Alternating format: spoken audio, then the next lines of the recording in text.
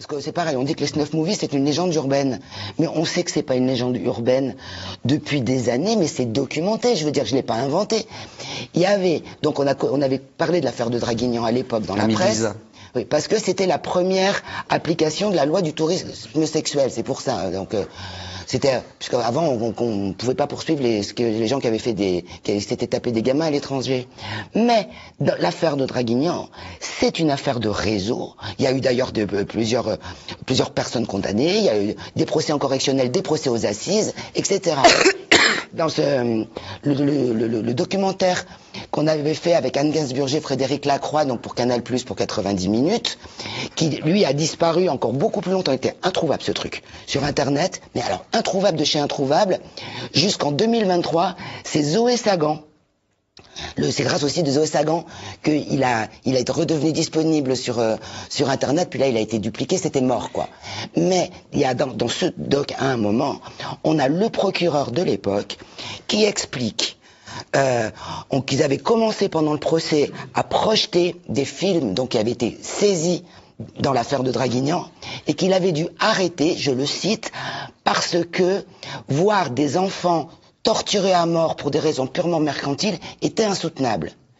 Et dans ce dossier-là, d'ailleurs, avait été saisi un projet d'achat d'orphelinat en Roumanie. Forcément, les tirs aux orphelins, c'est bien pratique. Et un des types qui expliquait qu'il avait pour projet d'aller tourner des snuff movies au Maroc. Ce que je veux dire, c'est que non seulement il est faux de dire que c'est des légendes urbaines. À Paris, au greffe de la Cour de cassation, le fils d'un employé qui était un des pivots de la distribution des cassettes pornographiques. Et il semblerait, d'après ce qu'a dit ce garçon, qu'il se servait lui-même parmi les documents saisis au greffe. Donc il faisait commerce, en quelque sorte, de documents déjà saisis par la police.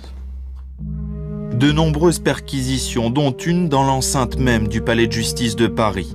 Et parmi toutes les cassettes saisies, là encore, des images de torture et d'assassinat.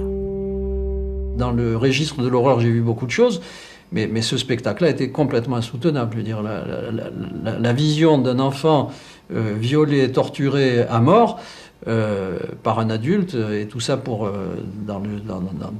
dans un souci purement mercantile, c'était complètement insoutenable. On a arrêté la projection au bout d'une vingtaine de minutes. Et il y avait là des heures d'enregistrement. Les prévenus ont écopé de peines de 4 à 20 ans de prison. Quant aux 2 enfants roumains victimes du réseau, ils ont mystérieusement disparu au cours de l'enquête. On peut envisager le pire. Soit que ces enfants aient été assassinés, soit que ces enfants aient fini, ce qui n'est pas mieux, sur les trottoirs de Manille ou de Marseille, dans les rues où s'exerce la prostitution masculine.